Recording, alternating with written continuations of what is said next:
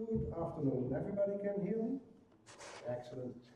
No comment is actually the title of this presentation, and the question mark is totally relevant, because the question is about, is comment in your code necessary? To come back to the panel discussion that we had a couple of minutes ago, what kind of knowledge do you learn that you can use straight away? Well, in that case, I can tell you, this presentation is future-proof, cloud-ready, and you can start using it today. Because we're talking about principles and methods, not as much as technical information. But we'll get to that in a minute. So, a brief overview of the agenda. Technical debt, clean code, the art of commenting, code formatting, ABAP Doc, and some information that you might find useful afterwards. So, to begin, who of you is familiar with the phrase technical debt? Okay, so a good idea. Not everybody, but we'll get to that. So, technical debt basically is, as you can see here defined, what you need to do, but for some reason you didn't do. Because you have no time, your customer doesn't feel it is necessary, you are removed from the project and sent to another project, so you cannot finish what you need to do. So basically, you want to do your project or your developments quick and dirty. But however, as the catchline says, the problem with quick and dirty is that dirty remains long after quick has been forgotten. It's the same phrase with the low price is forgotten long after the lousy quality is still present. So, why is technical debt important? At least to try to avoid it. Basically, it is about not having to do additional work once you start doing other work. So for instance, if I don't do documentation, it could come up that I need to make changes in half a year after, and I don't know why I did certain things a year ago. So it will take me extra time to find out why I need to do it, or why I chose a certain method. So it will cost me extra time. And there are several causes for this technical debt. So for instance, one of them is lack of documentation. The other thing is, of course, collaboration. If you have knowledge about the material master and you know everything about it, but you don't tell me, I have to reinvent the wheel again and again and again. Normally it should not happen. We are colleagues, we work together. I will help you, you will help me. But it's not always the case. Another thing is the insufficient upfront definition, and of course our favorite last-minute spec changes. It happens, and you cannot use the ideal setup for your program or for your routine if you have to play catch-up. So it doesn't really work. Another problem is future coding. For instance, who of you decodes for an international company? Yeah, so okay, half of you. So, but for the others, is it a requirement in your company that language is independent? Or can you hard code your messages in German?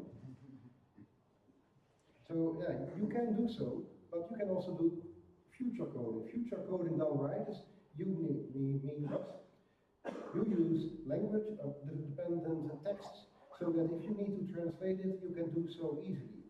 However, if you do it too complicated, you will spend a lot of time maintaining a setup that is way too complicated for what you need to do now, on the off chance that you will need to use it in 2 years' time.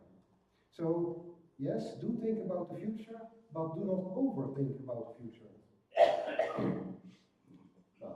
Finally, the risk of technical debt, like I said, difficult to estimate changes. I don't know what kind of crap I will be seeing in my code or in somebody else's code. Developers are already slight stressed because we need to do our work yesterday, we need to learn, we need to drive back and forth to the customer. We basically don't have enough time in our days. So, yeah. But finally, and that is the big one for the business, change.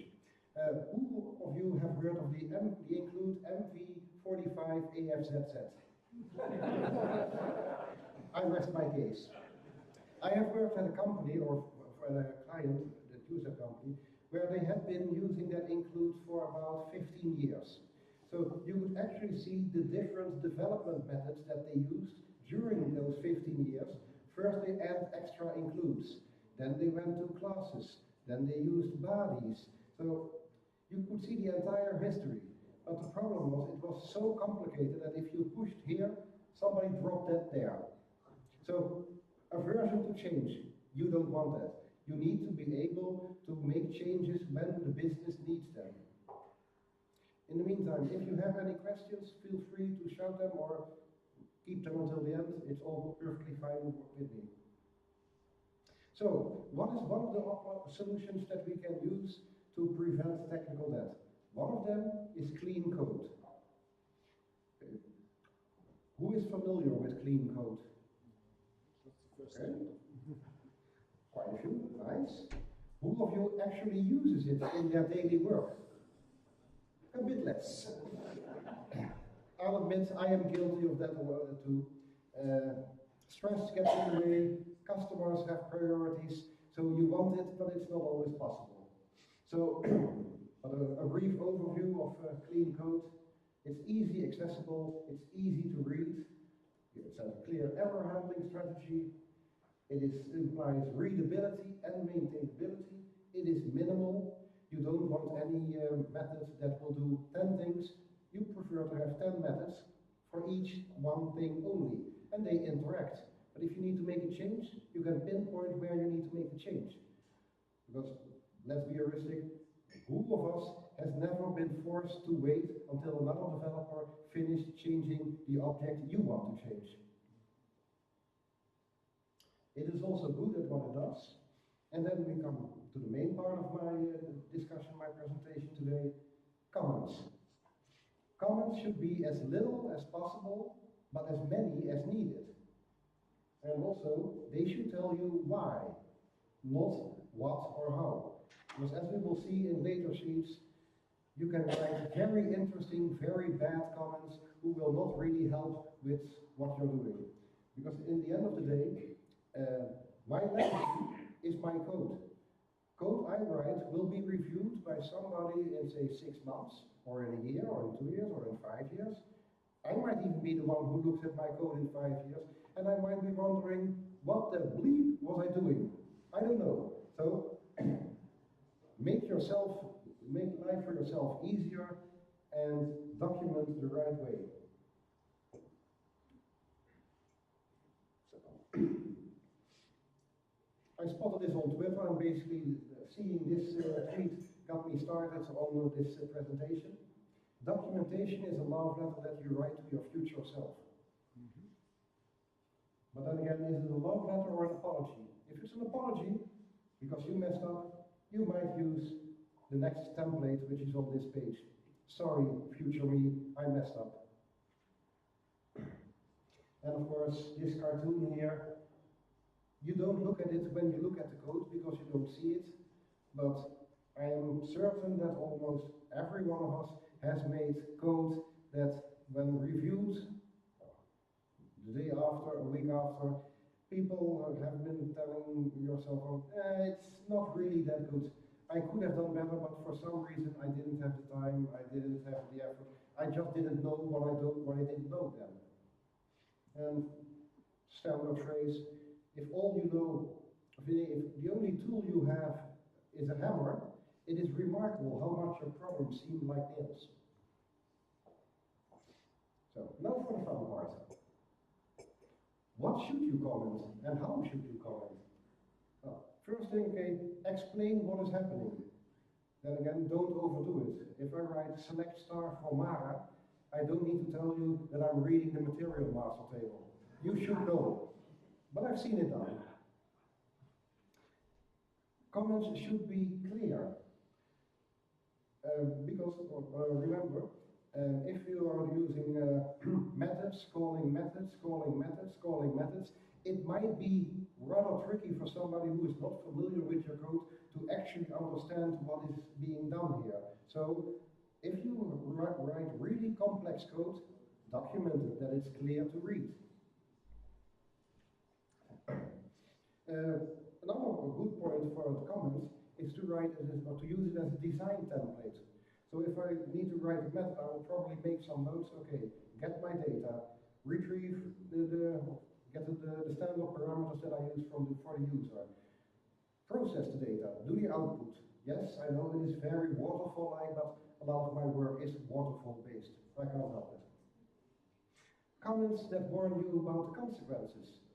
For instance, I've seen it written in code, do not touch this, because if you touch it, the system will die. Because if it is really performance related, and a small change can really mess up the performance, you want to think twice about changing it. This next comment, or this next line, I got from the German sub-user community. Why should you write your comments in English? Any takers? Offshore development. Offshore development is the first answer I always hear, yeah. But there's one other reason, and it was a bit of a surprise for me when I read it, but now that I think about it, it's very excellent. Because basically, if you look at ABAP, ABAP is English, pidgin English, but English. So if you write it in German or French or whatever language you prefer, you will automatically need to make a translation for yourself by switching between languages. It is complicated. I have worked in Germany for a couple of years, and between those years, I took my wife for a short break in France. I kept speaking French with a German accent and with lots of German words, because I had to switch between languages, and it was like, never mind. So it gets complicated. Try to limit the complications that you have for yourself. Another version of good comments are the ABAP Doc or the ABAP CI plugin. I believe you are going to tell us a bit about the plugin. So he will know all about it and he will tell you more. But basically there are comments that will help you understand the code. And another one, it's an alternative comment, absolutely, but are unit tests. Who of you writes unit tests for their code? A bit less. But basically, if you write a method and you have 5 unit tests, just running the unit test will give you an idea of what what the method is doing. So the information, it can be useful. So consider it. Now we get to the really funny part. What kind of comments shouldn't you use? And I think that most of you have either seen them or have committed this error. Journal comments. Changed by Pete on January 1st. Changed by Charles on January 2nd, etc. You get the entire list of comments which really don't add any value, but for some reason the customer or the senior developer thinks it's necessary. But basically, guys and girls, that's where we have version management. We don't need to do so. I mentioned it previously, superfluous comment. Select star for Mara. You know what it's about. You don't need to document that. Obsolete comments are another pitfall that you can use. If you write comments and afterwards you change the code, make certain that your comments are still valid. Because if you write select star from Mara and then the functionality changes and you do select star from Mark C, so the different other Mara table, the comment is no longer valid. So it might be confusing for the guy coming next to you. Think, what is he meaning? What is the error? Pseudo comments. Are you all familiar with pragma's? Mm-hmm. Who still uses pseudo comments and not pragma's? I'm on 701. Okay, you're the exception. No, but pseudo comments should no longer be used. The only exception why it says most is that when you run Code Inspector, you can use several pseudo comments, the underscore CI, that are necessary to use, or may be necessary to use in the code inspector. But for the rest, please use pragmas. It's the new method and it should be used. Finally, for this page, commented code that should have been removed. It is perfectly fine that you comment out a bit of code while I'm not sure that I will be needing this later on in my development process. But the moment you start transporting your tasks, remove the commented code. Your code should be clean. If it doesn't add any value and commented out code doesn't have any value anymore, fine. And once if you're still using version management, you can always go back one transport or one task and still see what you had written before. Comments that should be or should have been better variable or method names. You can use 30 characters for your comment, for your variable name. So you can say, of course, LV underscore mat.nf, but why not write material number? It doesn't cost you anything extra to write more characters. And if you feel that 30 characters is not enough for you, you can make that variable part of a structure which gives you another 30 characters. So if you really want, you can use 60 characters to name your variable. It might be a pain in the ass to type it, but it can be very clear. Code completion. So, one other thing, if you're not writing clear code, you will need extra comments. For instance, the closing bracket comments. Who of you has used them in the past?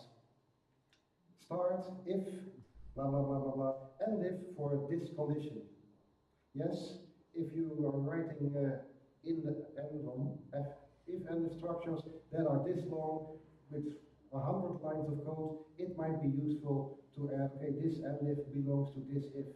But ideally, you would use several methods or function modules or whatever, so that basically you can always oversee beginning and the end of your if in your end if structure.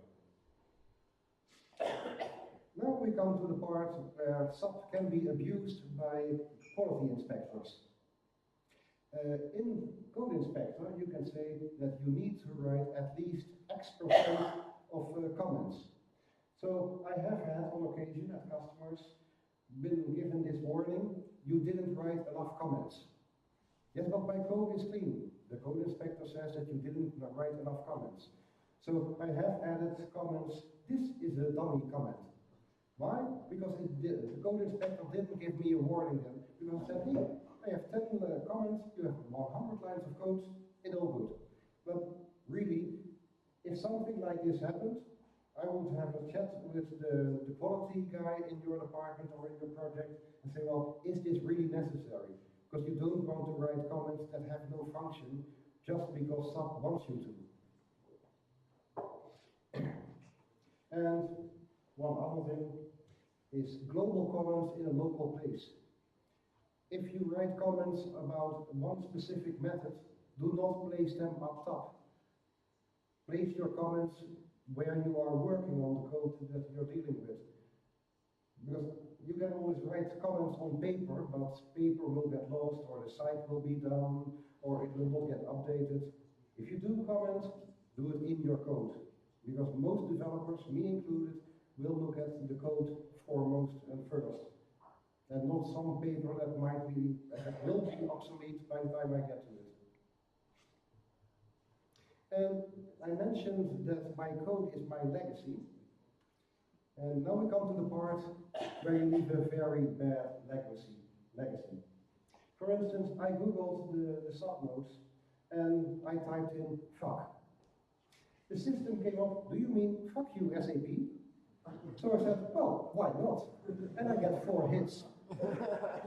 And I don't know about most nodes, but I cannot think of a real business reason why the term fuck should be written in a subnode.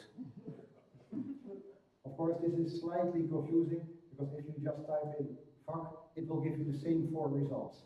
But the other one, if I type in bullshit, I find 32 comments, or 32 documents. It's like, unless you're working for a farmer, and still, I don't think that they will use the word bullshit when it comes to their business.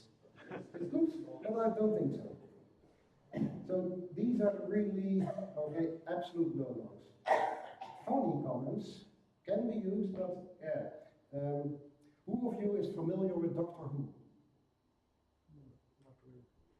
Yeah, so for me, I have seen almost all episodes in the past 15 years. So I was, when I went to my project in Germany, I had said, I'm going to watch Doctor Who this weekend. Huh? Dr. Weir? They didn't know, so be careful. What may look like a funny comment or an interesting comment may not be recognized by somebody who will look at it later. So, who can, to what television series am I here referring, or is this code referring? Yeah, this is the adventures of the new spaceship Barrett. So it's a Star Trek quote.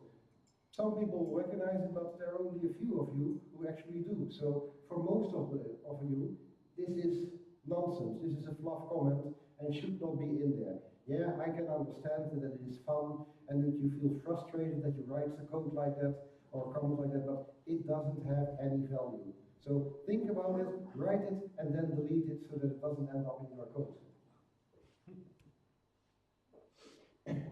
Part of readability is code formatting.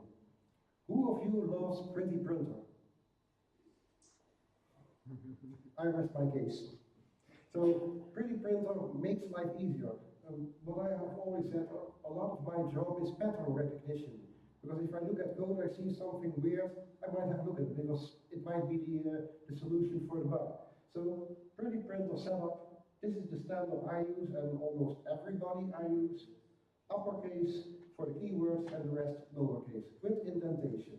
It works like a charm. Also, note the difference between the double quote and the star. Why would you use the star or the double quote? Any takers?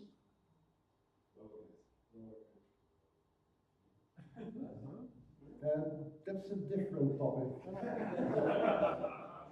The star must be at the beginning of the line. Yeah. For me, the main reason why I use the double quote is that it will flow with the printer, so it will go with the flow of the program. Whereas star, if you use star and you then do Shift F1 for pretty printer, you will need to realign all your comments, which is a pain in the ass. Don't do that. Unless it is mandatory within your project, use the double quote. Use blank lines. You don't want to see all code meshed together in one big blob. Make it readable. The same with grouping and ordering. Your methods that you have in a class should be sorted on the importance. If you are likely to change it, put it up top. If not, put it in the back, because it will save you hours of scrolling down. So, use it. One other point, who is familiar with the Boy Scout principle? That's a change. Most people I've given this presentation didn't know a single thing about it. But the Boy Scout principle is very simple. Leave whatever you find better than the way you found it. So if you open a method and you see lots of obsolete comments, take them out. If they haven't done pretty printer, Shift F1 and save again. However, be careful. You don't want to change the functionality because you want to be able to tell whoever customer, project manager, I didn't change the functionality, because if you change the functionality, it will require a lot of testing. Most customers do not appreciate that unless there's a good reason. And simply pressing Shift F1 doesn't require it's not seen as a good reason.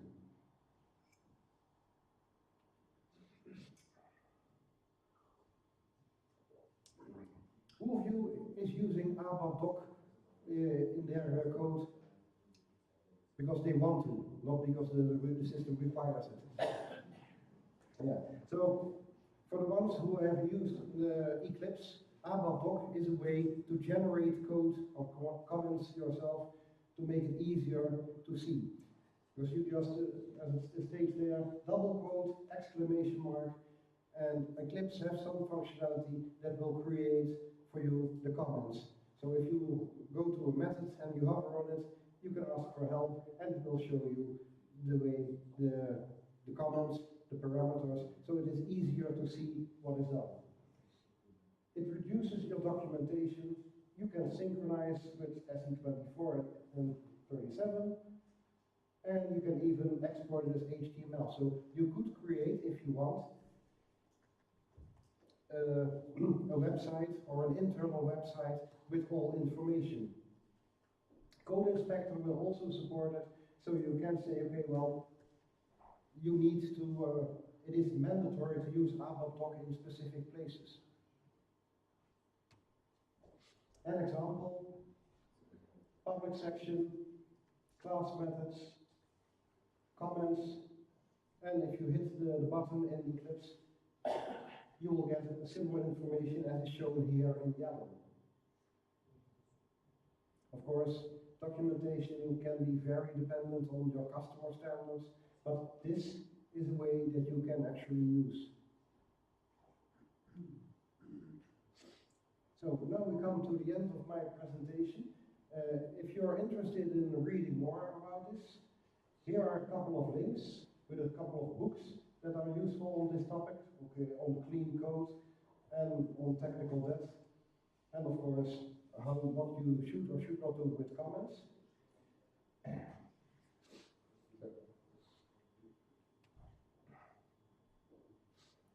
Any questions regarding this presentation?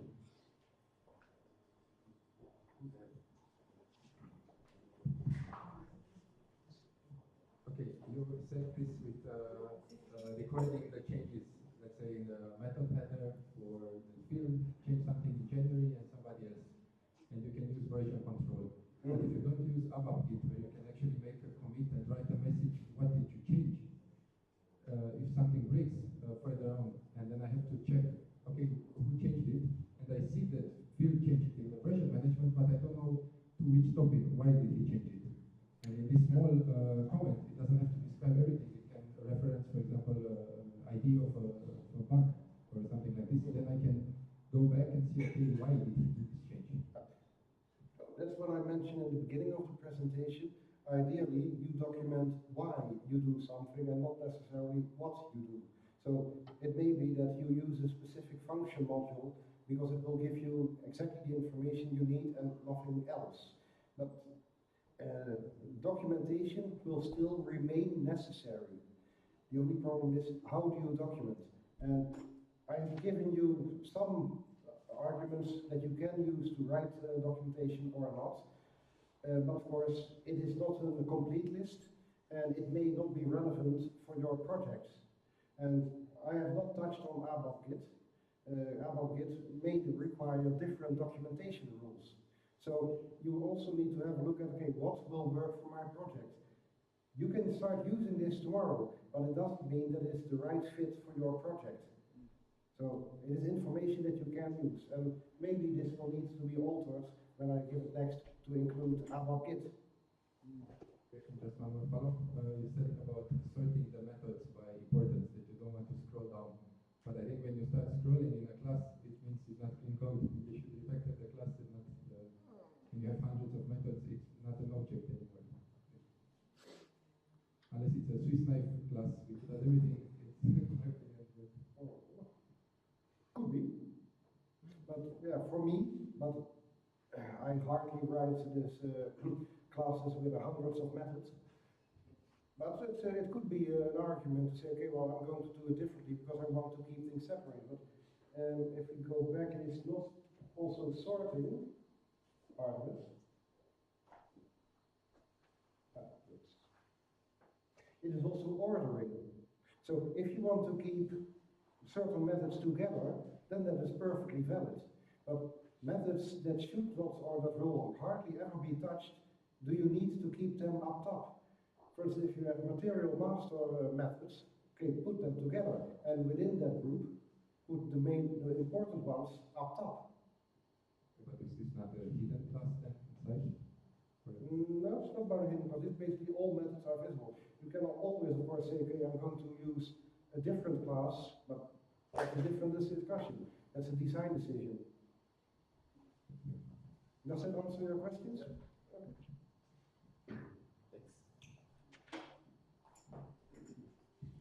I also have a comment on using the version management for history of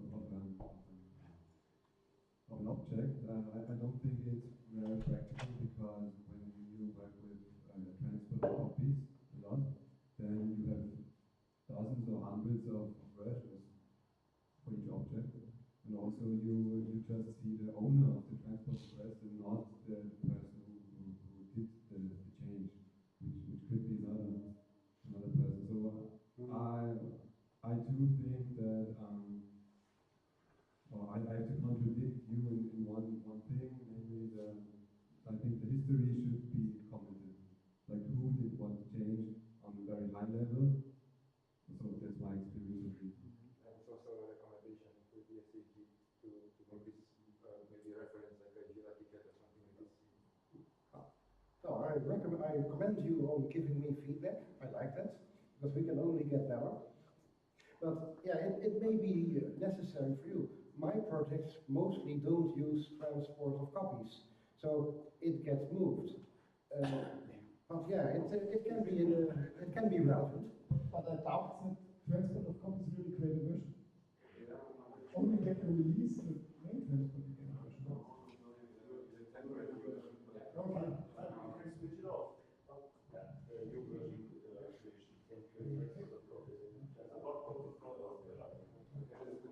And I would also check if you would perhaps work like we did in the past on our CRM system. We had 6 weekly releases where we all worked on just one transport and had our own tasks. So, and then really check, I don't remember yet if then because we use tasks, and you as a changer would be also then in the change room. I think it's only the owner of the transport request and not the Aufgabe. I can second that. I think that's one reason that ABAP Git is becoming popular, because this is a lack of proper usage of it. I mean, it's transport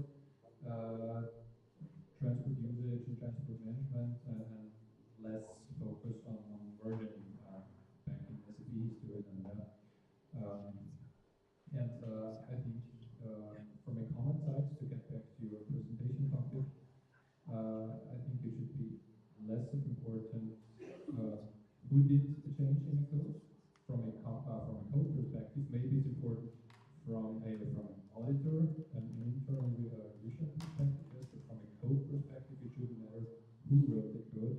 So I also think even if SAP transport management lacks the transparency of who actually did the change, and if it's different from the person who did the transport, yes, I think from a code perspective, the why is much more important than the who. Why is always more important than who. I have worked on projects where we had, with all developers together, we had one sub-account. Everybody was a developer, so nobody knew who had been doing what. Developer did this, oh fuck. We are anonymous. Yes, we are anonymous. former member of SDN. That too. Yes. Okay. I hate those documentation headers and methods of function calls.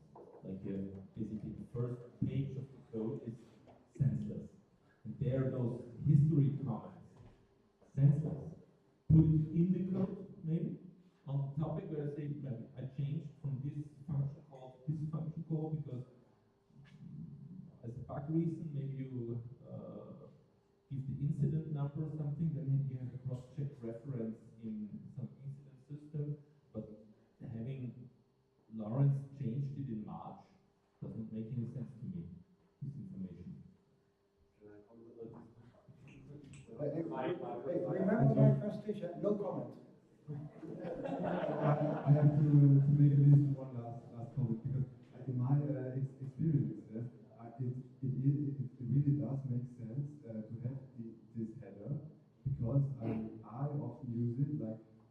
like I put a small, I don't know, like a tag or whatever, a pistol for the change, and if I look into some program, and I see at the first glance, I see, oh, okay, I changed in last June, I changed the logic for, I don't know, reading the orders, and now something doesn't work with the order, so I just press the search button with my pistol, right? And I get to the right code line immediately. So I think that's very, I use it for this use case. But I mean, maybe it would even go. Yeah, the version would be mentioned. Yeah, it just depends. When you see customer code and you have this in every method, there's no information in there. Yeah, normally it's a larger include. Sometimes it's good, how much is sometimes not.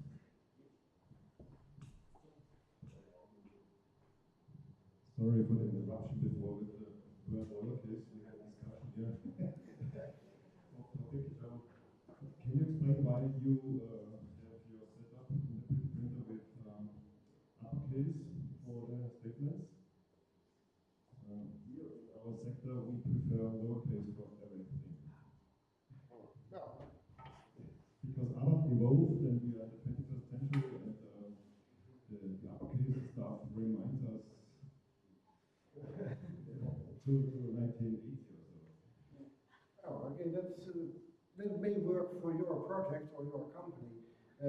Personally, I like to see the difference between the uppercase and the lowercase, because if the keywords are uppercase, then it's easy to see, okay, well, is this a keyword or not? Because some variable names may be different.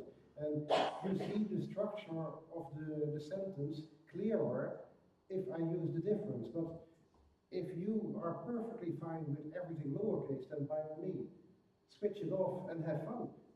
You have perfect support with ABAP and Eclipse and color coding. Yeah, color coding can help. Okay, this presentation doesn't include color coding. Maybe the next version will include it. If I look more at ABAP Doc, because ABAP Git will also need to be included in this presentation, because documentation can also be valid there. But that could be a different issue. But basically, this is meant for the classic GUI, and not as much as what is done in Eclipse. But Eclipse gives you new possibilities with colors, absolutely.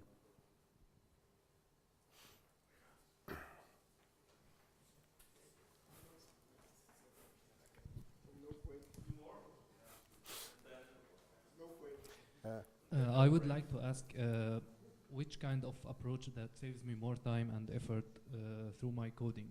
Do I focus more on writing my logic in one big block and then in the end refactor it? Or do I just focus on the functionality and then it comes in the end, everything like from refactoring? Personally, I would try to compartmentalize as much as possible. So use methods. Like I said, if you write one big block, it is easy to lose track of what you are doing. So I would just write a couple of methods, static methods or whatever. Okay, this will do that, this will do that. If only that, if you then need to change it, it will not interfere with something that anybody else is changing. If you write just one big blob of code, any change that will have to be done will be the only change in that time.